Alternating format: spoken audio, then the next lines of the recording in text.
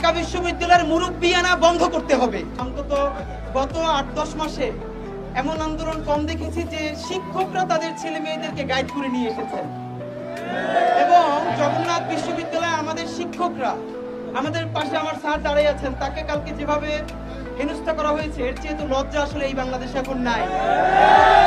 তো আপনাদের কাছে বিনীত অনুরোধ, প্রথমত হলো একটু আপনারা জানেন গতকালকে এই জগন্নাথ বিশ্ববিদ্যালয়ের উপরে যখন ন্যাক্কারজনক হামলা করা হয়, আমরা ইনকিলাব মঞ্চ থেকে সাথে সাথে অফিসিয়াল স্টেটমেন্ট দিয়েছি এর বিরুদ্ধে।